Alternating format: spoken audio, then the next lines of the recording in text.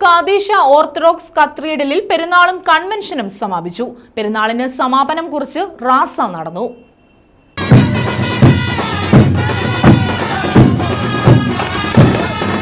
Kayamkulam കാദീശ orthodox കത്തീഡ്രലിലാണ് 1199 പെരുന്നാളും കൺവെൻഷനും നടത്തിയത്. പെരുന്നാളിന് സമാപനം കുറിച്ച് മൂന്നിന്മേൽ കുർബാന, റാസ എന്നിവ നടന്നു. ബസേലിയസ് മർത്തോമാ മാത്യൂസ് തൃതീയൻ കത്തോലിക്ക ബാബയുടെ കാർമ്മികത്വത്തിലും reverend Peter Ramban, reverend KT Mathew Ramban എന്നിവരുടെ സഹകാർമ്മികത്വത്തിലുമായിരുന്നു മൂന്നിന്മേൽ കുർബാന നടന്നത്.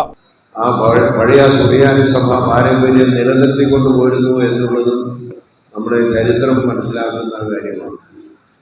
അതുകൊണ്ട് അതിനുശേഷം സീമസ് മിഷണറിമാര് ഇവിടെ വന്ന് പ്രൊട്ടസ്റ്റാന്റിസം അടിച്ചേൽപ്പിക്കുകയും 17-ാം നൂറ്റാണ്ട് മുതലും ആ സ്വാധീനം നമ്മുടെ ഉണ്ടായെങ്കിലും സഭയെ സഹായിക്കുവാൻ, ഇംഗ്ലീഷ് വിദ്യാഭ്യാസം നൽകുവാൻ, വേദശാസ്ത്രങ്ങൾ പഠിപ്പിക്കുവാനൊക്കെ അവർ ധരിച്ചിരുന്നെങ്കിലും ഉൾക്കോട്ടിൽ വന്നവൻ പരിപൂർണമായിട്ട് അവരെ അതിൽ നിന്ന് മാറ്റുകയാണ്.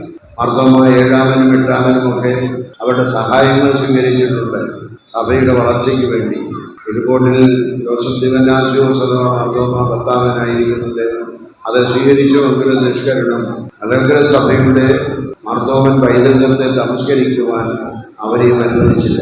തുടർന്ന് റാസ് നടത്തി. കാക്കനാട്ടിൽ നിന്നും ആരംഭിച്ച റാസ കാദീശ ഓർത്തഡോക്സ് കത്തീഡ്രലിൽ സമാപിച്ചു.